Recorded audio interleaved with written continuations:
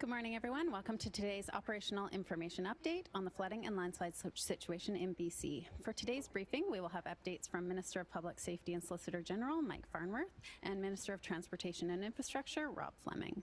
We also have on hand for questions Armel Castellan, Warning Preparedness Meteorologist with Environment and Climate Change Canada, David Campbell, Head of the River Forecast Centre, Ministry of Forest, Lands and Natural Resources, Ashok Badi, Executive Director, South Coast Region, Ministry of Transportation and Infrastructure, and Paula Cousins, Regional Executive Director, Southern Interior Region, Ministry of Transportation and Infrastructure.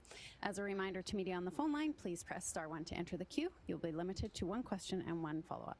I will now hand it over to Minister Farnworth. Thank you, and good morning, everyone. I'm honored to be here on the traditional territory of the Lekwungen-speaking people and the Songhees and Esquimalt First Nations. On Friday, I had the opportunity to visit flood-damaged areas to see firsthand what our province has been through. I spent time visiting the hard-hit community of Princeton, where I met with MLA Russell and Mayor Coyne, and had the opportunity to walk through impacted neighbourhoods, meet with residents, and thank emergency operations staff and volunteers. The scale of the flood damage is extraordinary. It's difficult to see people's homes damaged and to hear firsthand the experiences of this disaster.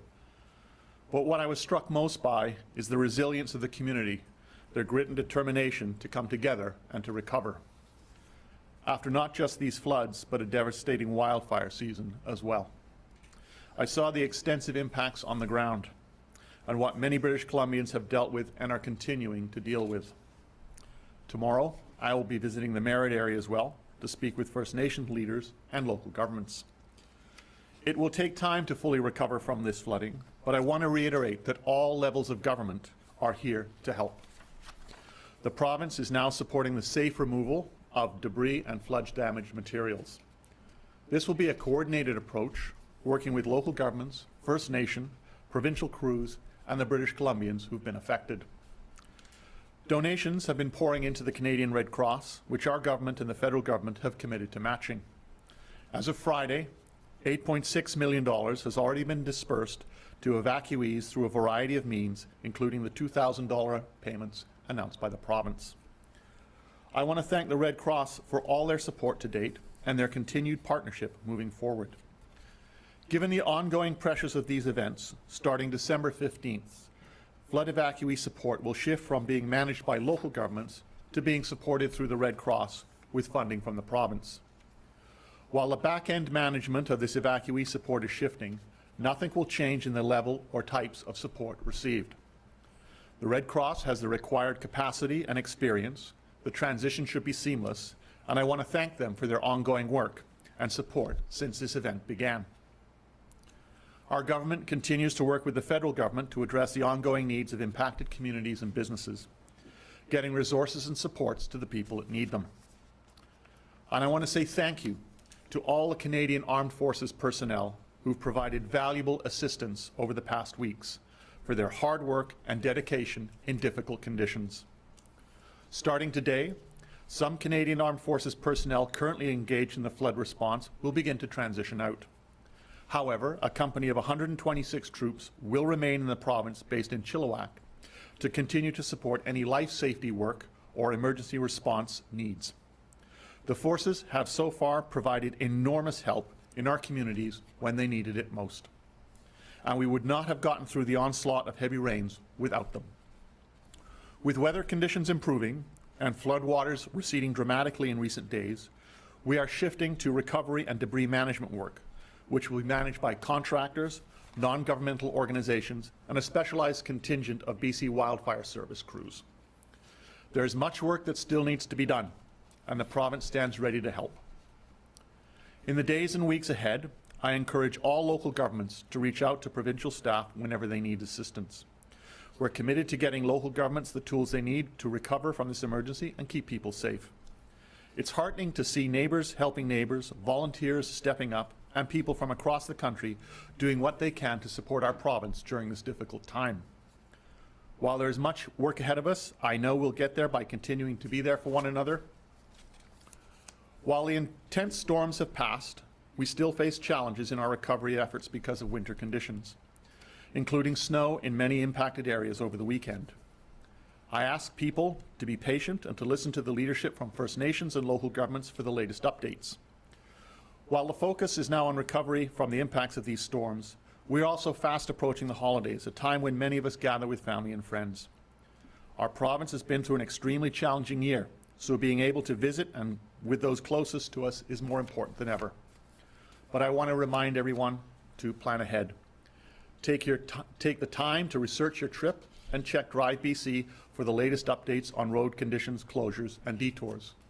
At this point, I'd also like to be able to let people know that when it comes to Highway 7, we will be lifting the travel restriction orders on that highway later this afternoon.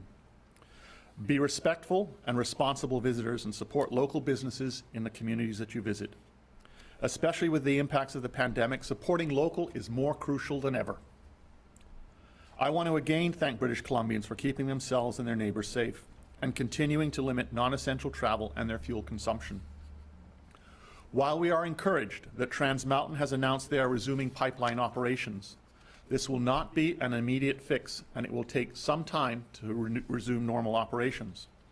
Lastly, thanks to all the crews and volunteers who are working tirelessly together on the very important work of supporting our hard-hit communities and businesses and helping them with recovery.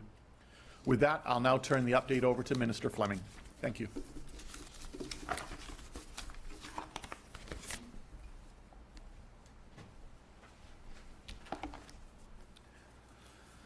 Thank you, Minister Farnworth, and good morning. On behalf of the Minister of Transportation and Infrastructure, I'm pleased to make this update on how our ministry and our province are making good progress in repairing and returning our transportation network back to being a little more like where we were before the first storm struck just 3 weeks ago. As Minister Farnworth just reported, on Highway 7 in the Lower Mainland, some very good news for people who rely on our east-west corridors. Since Highway 1 reopened right through to Hope this past Thursday, traffic has moved very well. This means that we'll soon be able to lift the essential travel designation for Highway 7. We have commercial vehicles using Highway 1 through the Fraser Valley to eventually access the interior, so Highway 7 will be open to all general traffic with no restrictions later this afternoon. The precise time we will relay through an information bulletin and through other means.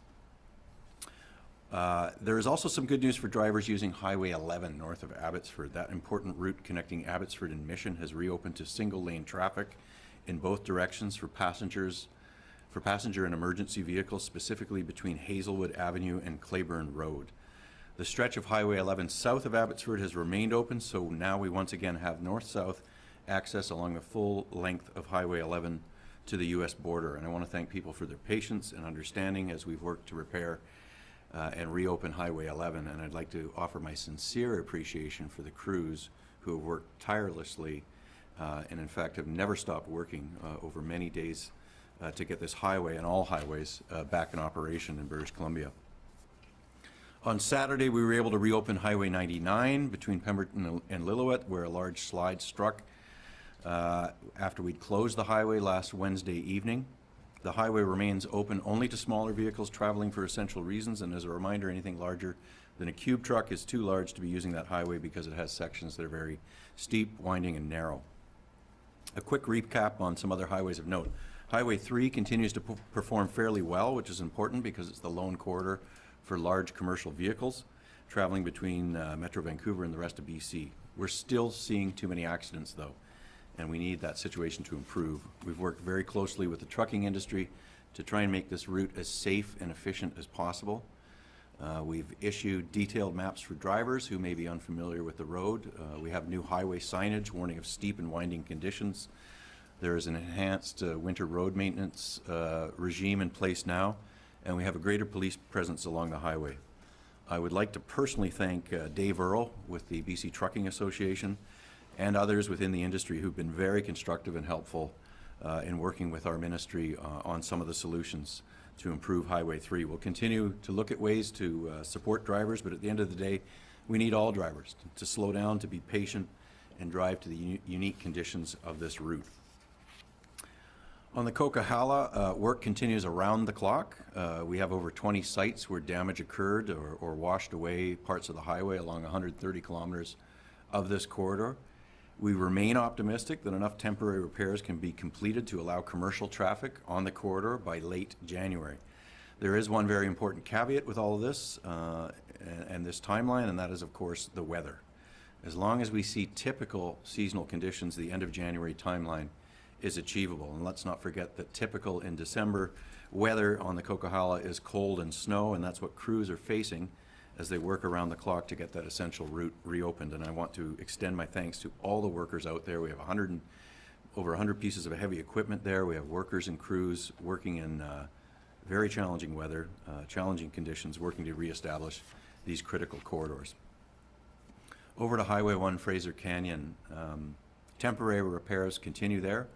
7 different sites were impacted. A temporary detour right now is being built at Tank Hill, while a temporary structure will eventually allow vehicles to cross the Nickaman Bridge, which was damaged and needs to be repaired.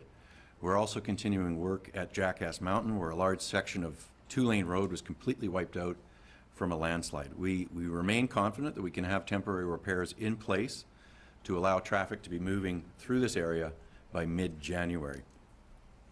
With respect to Highway 8 between Merritt and Spence's Bridge, we're working with the Forest Ministry to create temporary access along some of the Forest Service roads.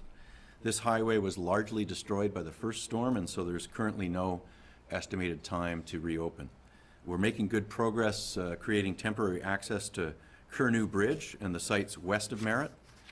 With this temporary access, BC Hydro has been able to start work reestablishing power to some of the people living in the area who lost their electricity. Local Indigenous communities are working with us to rebuild access to the region, and there are young workers from the Noaich Indian Band helping to build dams along the Nicola River as we work together to get access for community along the Highway 8 corridor. Along with Emergency Management BC, we're working with Indigenous leadership and the Thompson-Nicola Regional District to make sure people who live in that area are getting the goods that they need. In closing, we're trending in the right direction, and that's something that we can all be incredibly proud of. We have a long way to go. We have to be clear about that. Our transportation network and supply chains continue to be challenged, and we need to limit our travel unless it's necessary. But we are getting highways back online. CP and CN are running trains. Trans Mountain is resuming operations. And the spirit of cooperation, of rolling up our sleeves and pulling together, has not wavered over these past 3 weeks. Every day gets us a little bit closer to where we need to be. And I would again like to thank everybody who's been involved in these incredible efforts in communities right across British Columbia. And we'll conclude there. Thank you. Thank you, Minister. As a reminder to media on the phone line, please press star 1 to enter the queue. First question today is from Vaughn Palmer, Vancouver Sun. Good day. This is a question for Mike Farnworth. Your cabinet colleague, Nathan Cullen, has written to the Commissioner of the RCMP questioning the way the RCMP has been handling the arrests at the Coastal GasLine standoff. In his letter, he says he has seen a disturbing video in which 2 residents of his constituency were arrested with undue force. 2 questions for you, Minister Farnworth. Did he clear this letter with you beforehand? And second, do you think it's appropriate that a cabinet colleague says that people were arrested with undue force before there's even been an investigation of whether or not that happened? No, I was aware of the letter, and I was aware of its contents before it was sent. And in terms of the letter being sent, besides being a cabinet minister, Minister Cullen is also the MLA for the community. And as we're all aware, there's significant division within that community, and the concerns that Minister Cullen raised were issues raised by constituents of his, and he is writing on behalf of those constituents, expressing their views and those concerns. So it was appropriate for him to send that letter. Do you have a follow-up, Vaughn? The letter says clearly that he doesn't say an allegation or appears or anything. He says 2 young residents in my constituency were arrested with undue force. Do you agree with that assessment of his, and do you think it's appropriate that a cabinet minister would say that? He was writing as the MLA for the area. He was communicating the concerns of his constituents, and so that's exactly what he did. Next question is from Mira Baines, CBC. This question is for Minister Farnworth. Does the restarting of the Trans Mountain pipeline change the timeline for the removal of gas restrictions for drivers on the South Coast? And could the restrictions be lifted before December 14th? So we've had the restarting of the pipeline by Trans Mountain, and that is very positive news. But along with that, we also need to remember that the pipeline has to be brought up to speed slowly. So it has to be pressurized over a number of days. And at the same time, while that is taking place, then there has to be new feedstock going to the Parkland refinery, for example, where it has to be refined. This also takes a little bit of time. So we are monitoring and working with them closely to get full understanding of exactly when things are back up. And our aim is to lift those fuel restrictions as soon as possible. Follow-up, Mira? Yes, and this question is for Minister Fleming. Any update regarding when non-essential travel will be allowed via Highway 3 and Highway 99, as long as Highway 1 via Fraser Canyon and Coquihalla remain closed? Yeah, thank you for the question. I don't expect on Highway 99 that we will lift the restriction that currently makes passenger vehicles the priority there, because very heavy commercial vehicles there have a tough time navigating 99, and you know, we've inspected that highway multiple times through all the storm events. It's safe to use. We've closed it on a precautionary basis in advance of some of the storms last week, and it was the right decision because there was a significant slide activity there and the debris was removed. On Highway 3, right now we really need this. It's our lone corridor that links the lower mainland and the interior of the province, and it's crucial to our supply chain.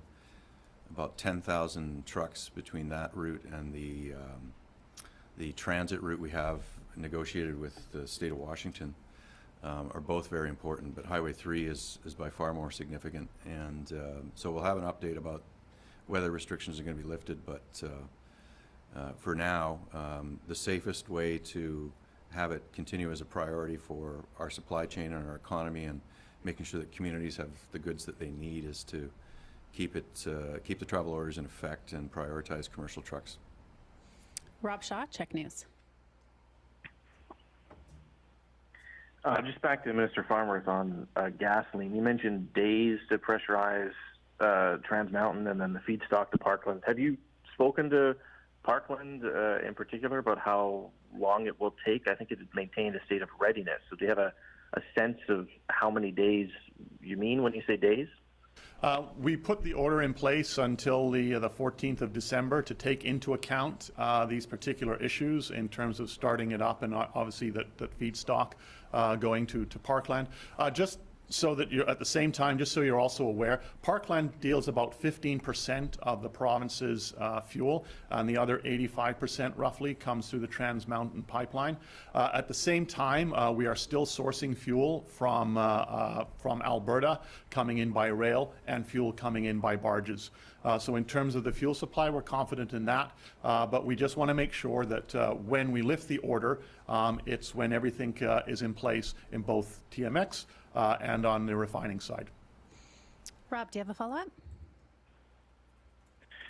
Sure, thanks. For Minister Fleming, could you talk to us a bit about the highway repair projects that are kind of going on here? Are you tendering sort of contracts to do this work? Are there bids out there? I know it's an emergency situation to get the roads running, but you've mentioned in the past about not just repairing the roads but upgrading them for future storms. So I just wanted to know how that is kind of brought into the tendering process to do the work that is happening now and in the future. Yeah, so a couple of things. We have made it possible to immediately address and repair damaged infrastructure. And we've used our road maintenance contractors and other companies to get labor and materials out to highways that, the ones that are reopened that I've now talked about, the bigger jobs, Fraser Canyon, Highway 1, Highway 8, and the number 5 Coquihalla. We have crews working on that right now to shore up and protect and prepare for the repairs that are yet to come. We have issued requests for qualifications for companies that are interested in helping us rebuild the infrastructure. It's a shortened RFQ period, but we went to the industry and told them that, you know, this window is opening, and those RFQs are able to be replied to by December 23rd. Next question is from Richard Zussman, Global News. On the Highway 3 issue, Minister, you know, as people get ready to plan for their holiday travel, I'm sure you hear a lot from people that are trying to get their trips planned. Like, is there any hope that Highway 3 will be open for non-essential reasons by the Christmas holidays? Yeah, we're just going to have to keep updating people. Right now, it would not be very pleasant to, you know, get in your car and drive to a ski hill from the Lower Mainland to the interior. There's a lot of trucks there. It's a very busy corridor. It's slow and winding. It takes approximately twice as long to get from Surrey to Karamias right now. The good news, though, is that it's open and it's moving, and that commercial trucks are able to get goods and supplies to the other parts of British Columbia, and we need to maintain that for the time being. So we'll continue to update on whether we can introduce other types of vehicles on that highway, but for now it remains a priority for the commercial trucking sector. Essential travel is still allowed in terms of people who may have been stranded by storms and are trying to return to their primary address. We do have additional RCMP presence on Highway 3, though, so that you know, people who are not obeying the essential travel restrictions there right now could be turned around, could be fined. Richard, do you have a follow-up? For Minister Farnworth, I know you were asked, I think last week or the week before, about price gouging for flights. The flights continue to be prohibitively expensive between Vancouver and Kamloops. Have you had a conversation with your federal colleagues about this, and is there any hope that this is something that may be able to be addressed with the airlines? It's one of those issues that we will continue to be engaged with the federal government on. As you know, it is a federally regulated industry. The challenge, of course, is twofold. One is it is the holiday season, and prices are typically higher at this time of year. But also, we want to make sure that as much as possible, airlines have the capacity and the ability to deal with the demand in a way that does not result in people having to pay exorbitant fares. Lisa Eusta, City News. Just to follow up a little bit on what Richard asked, when people are planning for the holidays, Minister Fleming, would it be smart right now to hedge their bets and plan on flying if they have to get to the interior or across to Alberta? Like, is there any hope of people being able to drive relatively easily through there, or is that not a likely thing that's going to happen by Christmas? Sorry, I missed the last part of your question there. Are you talking about driving from Vancouver Island or the Lower Mainland all the way to Alberta? No, not Vancouver. For Metro Vancouver, for people who want to go to Alberta for Christmas, or people who want to go to the interior for Christmas, because, you know, people are making those plans right now. I've had a few people email me, say, should I just buy a plane ticket? Should we just plan on flying? And I'm just wondering, obviously you can't say specifically, but if you had to hedge your bets, and if you wanted to go there, would you just buy a plane ticket? Well, all I'm saying is that right now we've been able to restore some highway access, but the main interior route continues to be the number 3, and we're prioritizing that for commercial vehicles. So I can't give a date about when that might be reopened to general travel. A lot of this is tied to progress we're trying to make on Highway 5, but we will update the public.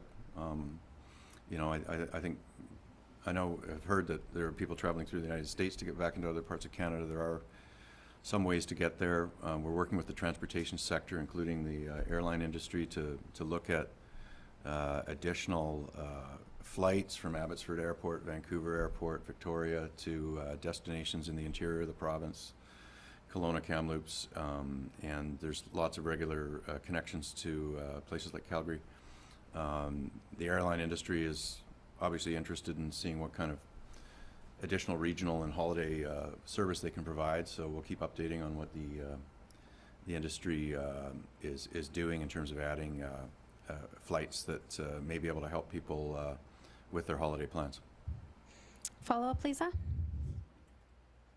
Just a quick one to clarify with Minister Farnworth. So we'll hear around the 14th if that gas restriction is going to be extended or not. Is that correct?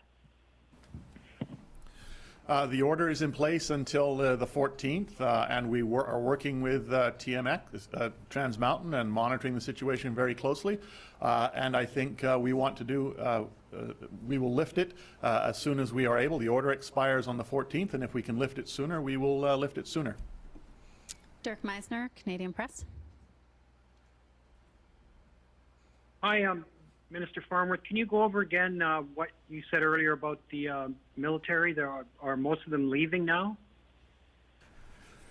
Yeah, much of the Canadian forces are now transitioning to their traditional and Canadian forces responsibilities, but there will still be a contingent of about 126 based in Chilliwack that will be on standby to assist in emergency situations. Dirk, do you have a follow-up? Sure. For Minister Farnworth again, when he goes to Merritt tomorrow, what will he tell some of the people who basically looks like their homes are destroyed? How would you help them? Well, we have been ensuring that emergency support services are there in place. We put in place the $2,000 to assist individuals. We will be working with the local community in terms of repairing the infrastructure that has been damaged and working to ensure that we build that community back stronger and better to be better prepared for the future. Our last question today is from Tyler Olson, Fraser Valley Current. Yeah, thanks. You mentioned Highway 3, and there's been talk about that. Right now, you can't travel on Highway 3 to see family or for work. Would you consider broadening the definition of essential travel to allow trips of that nature that maybe aren't as discretionary as going to a ski hill, but for many people are quite important to their day-to-day lives? Yeah, it's going to be the same answer, Tyler. Highway 3 is designated now for commercial trucks. We need that vital link to the supply chain that focuses on making it as safe as possible. We're working with the trucking industry, for example, to get to a zero accident point, and working with the industry closely on making that safe. We've got winter conditions, enhanced the maintenance on Highway 3, but in terms of opening up the restrictions that are in place to general travel, we can't do that at this point in time, but we will update communities that can be connected by Highway 3 about whether that essential order will change and approximately when. But today there's really no timeline on that. For the time being, we need trucks to be able to get through from the Lower Mainland to the interior and back again. That's a critically important thing for people to be able to access goods and also to keep our economy going. There's a lot of companies, manufacturers, construction companies, others whose jobs and ability to remain open as a business depend on goods getting through Highway 3 right now. Do you have a follow-up, Tyler? Yeah, for Minister Farnworth, does the province need to reassess the allocation of resources in Hope, given that the community is a bit of a choke point, and we've seen it often has to deal with unforeseen events with very few resources? We work with communities right across the province in terms of when it comes to dealing with emergency measures and the situations that are arriving. It's one of the critical reasons why we are doing the complete overhaul of the Emergency Program Act to ensure that it meets the need not just of the challenges we're facing now, but climate change challenges that we're going to be facing in the future. And this is the most significant overhaul of that legislation since 1993. And as I've said before, it's all started around us being the first province in this country, along with the federal government, to sign on to the Sendai framework, so that we're no longer just focusing on response and recovery, but just as much on prevention and mitigation as well as response and recovery. And so that is going to enable us to be doing significantly more in the future. And I expect that work has been ongoing for over a year now. COVID did impact a little bit, and I'm expecting that legislation to be in place by the fall of next year. That concludes today's information update. Thank you for joining us.